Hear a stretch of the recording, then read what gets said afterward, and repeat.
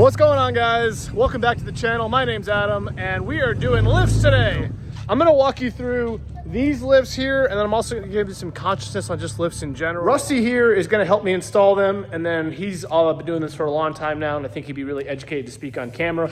As you guys know, this is the garage.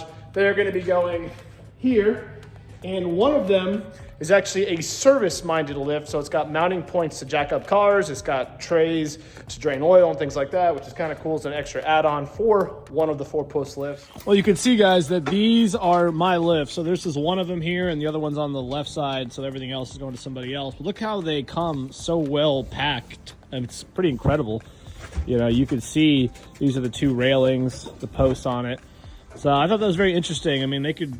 You know, I thought that there would be quite a bit more hardware and stuff involved to get it off. And, you know, Ricky here's a one guy can install it and get it off the truck. So I thought that was pretty impressive. And hopefully you find that impressive, because I thought it would take quite a crew to get these installed. And turns out one guy in a truck.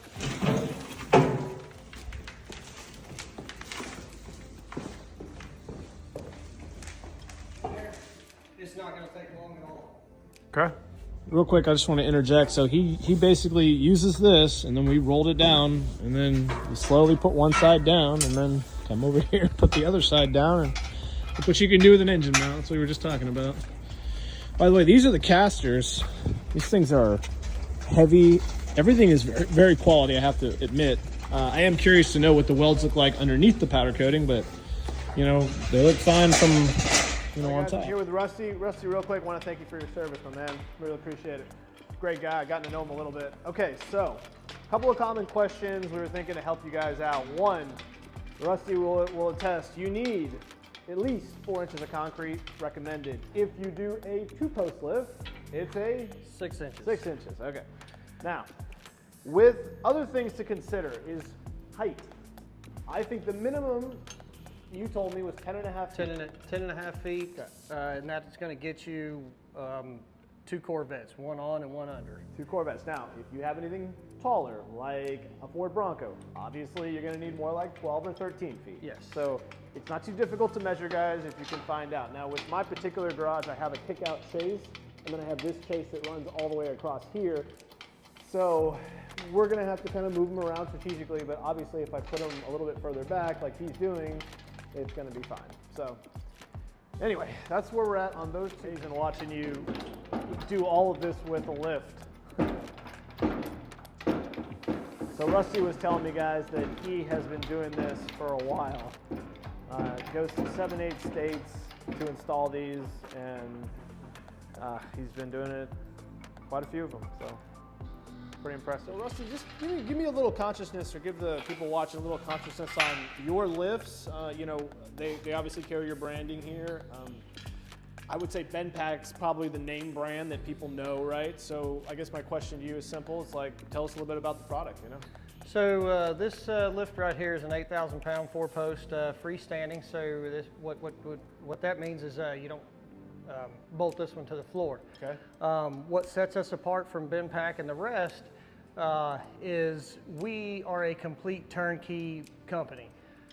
We handle everything in-house. We do not outsource any part of our business. So from your sale to delivery to installation, you have one phone number to call, right, and that is us. So there's no confusion or complications with anything. Got it. And our cost is all set in that completely in the cost, your delivery, installation. We take the headache out of it for you just to make it easy, life easy for you. Got it. Okay, fair. So on the product though, you'd say that, you know, it's well built, well manufactured, anything like that? Yes, they are well built. They are completely, basically maintenance free. As little as they are going to get used for this type of use, yeah, you're not really going to have to do anything. You'll never have to change the hydraulic fluid, anything like that. Right. Basically, you know, you just have to check out your bolts and nuts and stuff and things like that. Just normal things, just from time to time, just to make sure everything's good. Got it. Okay. I mean, the quality, guys, to me looks good. I mean, all this is powder coated, so I can't necessarily see, you know, the quality of the welds underneath it. But so far, everything I've interacted with has been felt great, frankly, heavy and well done. So I mean, I think, Rusty, and you could correct me, this may be an ignorant statement, but I think they're all manufactured in China now anyway, right? Yes. So Yes, they are. But the thing about it is, even though they're built over there, they have to be built to U.S. safety standards. They will never come in through customs without meeting the safety standards. So everything that is built for for here in the U.S., it meets the U.S. safety standards. So I mean, that right there just tells you, okay, yeah. And what honestly is really made in the U.S. anymore? I mean, there are things, but I don't think that. People want steel production in their backyard. If you knew how dirty steel production can be. Exactly, because I've been over there and I can tell you it smells terrible. Yeah. So, but here we get to enjoy them for what they are. So you were saying, just about placement, and really, guys, what I'm looking at right now is just how I don't want to lose space, and you can see from here to the door. So we're talking about we can definitely shift it over a little bit, but I got this damn chase here, which is a logistical challenge. So we're not going to be able to get about another 7 inches here, but then the challenge is if you put it on that side, far side, right, to that wall, are you going to lose this door? So it's something to be mindful of. You can see when you compare it to a double door, and again, there are different size double doors, but I was only able to build this back to the easement. Couldn't go any bigger than this. So you can see they take up some space, Now again, if you don't have this chase here, but hopefully this perspective helps you. I'm going to zoom back a little bit. You see it? So that's a 2-car door. That's a double door, and takes up some space. Experience, do most people get the XLTs or these? Most get the SSS model because it's going to fit the majority of your normal cars. Right, and that's this, right? Yes. Yeah. The only thing that you need the XLT for is like your longer cars, older ones that are definitely longer. Got it. Yeah, you need to think about the wheelbase. It's the front of your car and the back of your car can stick over. It's just the wheelbase. Right. I think Rusty and I have come to the conclusion that we're going to shift both of the lifts onto that side, and so we'll have 4 cars there. Because again, I can currently get 1, 2, 3, a couple of bikes on this side, and because of the slat wall, guys, and the custom cabinets that we did here, it's kind of cool to make this a focal point.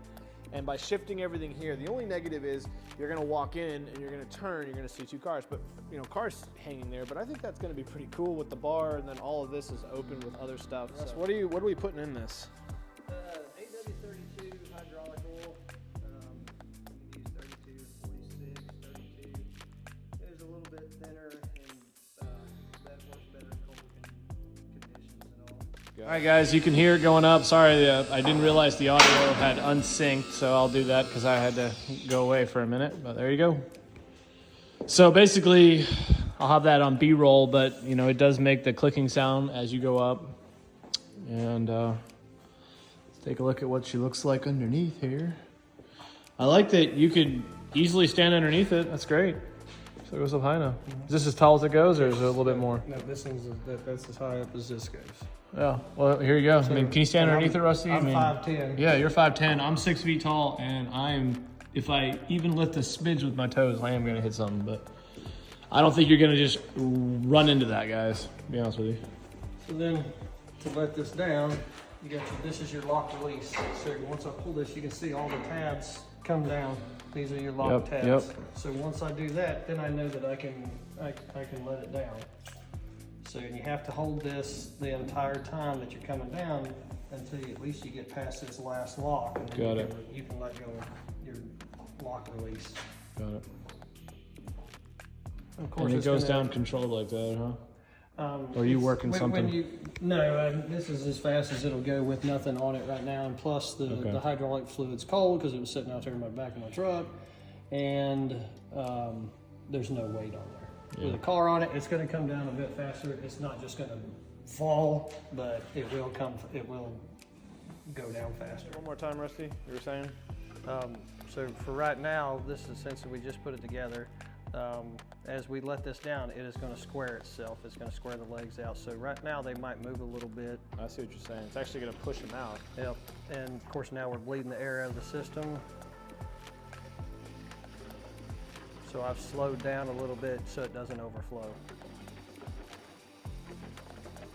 We don't want hydraulic fluid on your nice floor. Well, I don't know if that would be the one thing to eat away. They say battery acid is the only thing, so I think it'd be okay to clean that up. It looks pretty solid, so Yeah, this is tight I think garage they did a flooring, pretty man. good job. Yeah, So. this is polyaspartic. All right, so now we are all the way down on the floor, all right? So this is in our lowest position. So now to say that Adam wants to move the lift, which is what we're gonna do right now. So I'm gonna raise it up a little bit to get these casters on. Yep. And there's a sweet spot for kind of getting these on, just makes it easy. Okay. So it's just a little more than halfway between the floor and this first lock. Okay. And you'll be able to see, because I'm sure that you'll video while I put at least one caster on, you'll see, and everybody's going to be like, oh wow, so that's how it lifts it up. Now I get right here. Okay. And then we're going to go up over right here, over our crossbar. This pin is going to go in.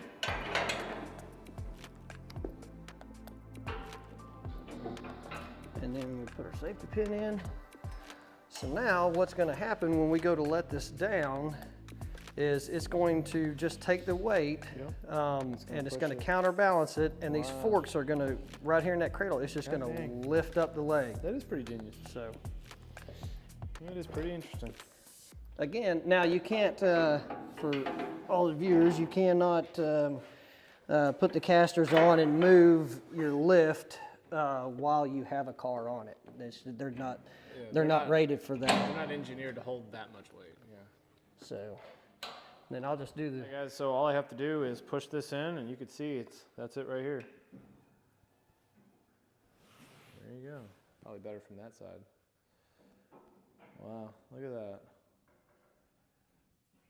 Wow. And you just keep holding it. It'll take a second to get them up. That's amazing. Look at that. Huh. And you're standing on it too. Wow. That's pretty trippy actually. That's pretty cool, man. Okay. So now, I mean, you can see how far your legs are up off the floor. Are we max height, or does it keep Yep. going? No, I mean, that's about as high up as it's going to go. Okay. And then to show just how easy it is to move. Now, it's kind of hard to steer with one person, but you know, you can do it.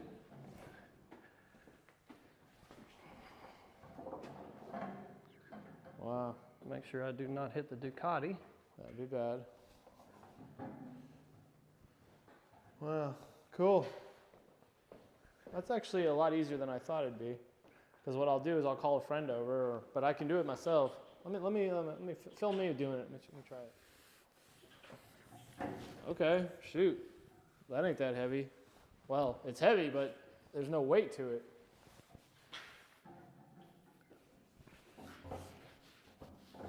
Got it. Wow. Okay. You can see here, this is the, what do they actually call this thing? The sliding jack. Sliding jack, okay. He's just showing you how it works, so give us a little demonstration. All right, so you get your arms here, they extend out to, to where your vehicle points, lifting points are. Yep. And you get your different size extenders here for those, just different vehicles. This goes on like such. Same thing with this one, for shorter, smaller, whatever. All right. And then, so for lifting this is just a hydraulic pump. So there we got it lifting up. Okay. And for it to come down, we just push your lock release here. It's got 3 locking positions in there. And then to let it down, you just. Cool. And then this is all the way down. Okay. And So what's this is our the low. height This clearance? is our low profile. So you're right at 4 inches. Okay. And this just slides. Okay. All the way up and down. So I guess on some of these Back cars, and I might even have to put a 2x4 down here. Okay.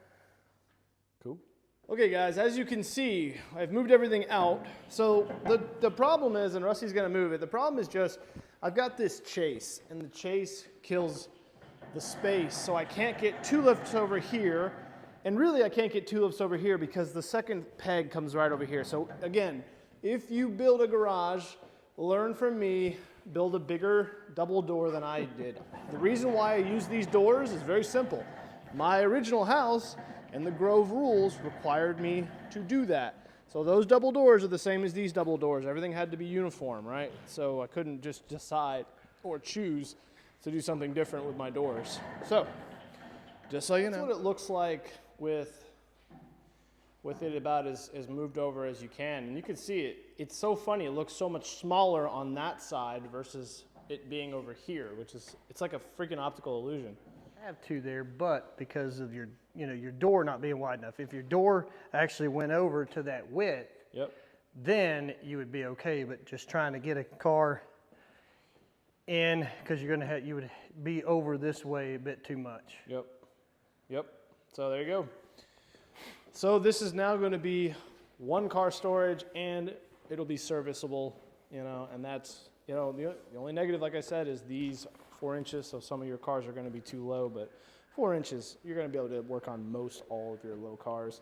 I just happen to have race cars, and race cars are the exception to the rule. But that's what it looks like. Quick, guys, we're just doing a little adjusting here. Rusty is, well, I guess, what exactly are we doing? Making all of the locks hitting at the same time, the same height. Okay. So that it's sitting, so that it's not coming up and going down evenly. Is that because of my garage floor, or just? Yes. Okay.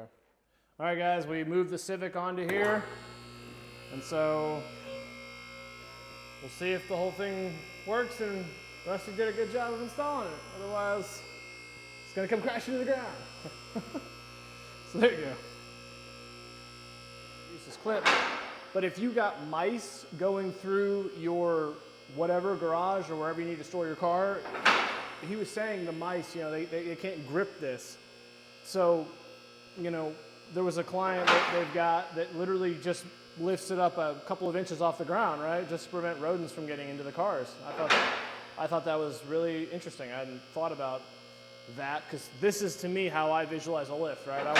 I want it up, and I want to be able to walk underneath it and just get it out of the way, unless I want to work on the car, in which case, obviously we've got the service jack in the middle. And that's it, right? Yeah, so now that you're at the last one, then so now we want to lower it. Yep, correct. just lower it. So to lower it, I just push this down slowly, right? Yep. Done. Is that right? Yep. And now, I'll unplug it. And I mean, moment of truth, huh? Here we go. Cool. I mean, hell, if you want to work on a car, an exhaust, you can lower it one clip, right? But boom, you're doing your thing, right? You can lower it quite a bit, sit in a chair. So adds a lot of practicality to that, no doubt about it. And that's what it looks like from the back.